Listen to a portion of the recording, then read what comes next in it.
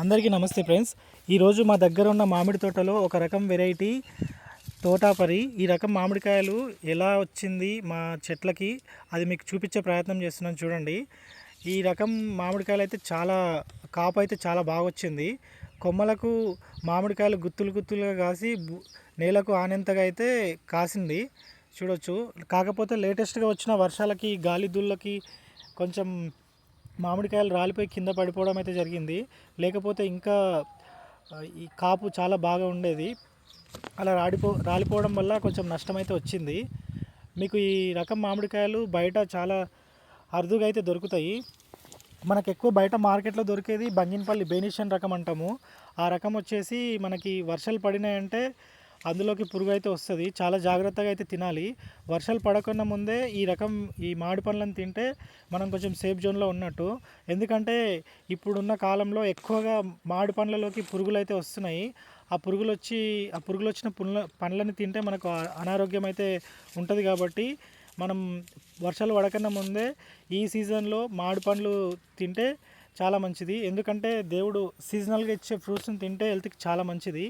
అందులో మనకి బంగినపల్లి బెనీషియన్ కాకుండా ఎక్కువ నాటు రకాలు ఉన్నటువంటి పండ్లను తింటే మన ఆరోగ్యానికి అయితే చాలా మంచిది.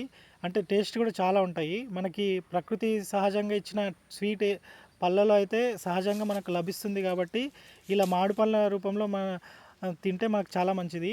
పళ్ళల్లో రాజు మామిడి పండ్లు కాబట్టి ఈ మామిడి పండ్లు అని ఒకటే కానీ ఒక్కొక్క పండు ఒక్కొక్క రకంగా టేస్ట్ ఉంటుంది.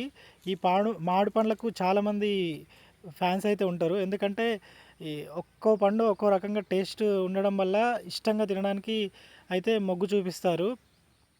మేము ఈ మామిడి పండ్లకి డ్రిప్ సిస్టమ్ ద్వారా అయితే వాటర్ అయితే ఇస్తాము. మాన్యువల్గా అయితే ఇవ్వడం అయితే ఉండదు. చూడండి, మీకు ఈ మామిడికాయలు అయితే మ్యాక్సిమం నేను చూపించే ప్రయత్నం చేస్తున్నాను. మిగతా రకాలు వచ్చేసి తోటాపరి, లంగడా, సఫేద్ కొన్ని రకాల వెరైటీస్ వేరే ఏవైతే ఉన్నాయో మీకు ఫుల్ వీడియో చూడాలంటే కింద లింక్ అయితే ఇచ్చాను. మీరు ఆ లింక్ క్లిక్ చేసి మీరు అన్ని రకాల వెరైటీస్ చూడాలనుకుంటే చూడొచ్చు. మీకు కనుక ఈ వీడియో నచ్చితే లైక్ చేయండి, షేర్ చేయండి, సబ్స్క్రైబ్ చేసుకోండి.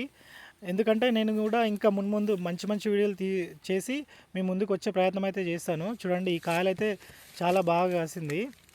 లైట్ ఎల్లో కలర్ వచ్చింది. వాటి పక్వాన్ని కూడా వచ్చినాయి.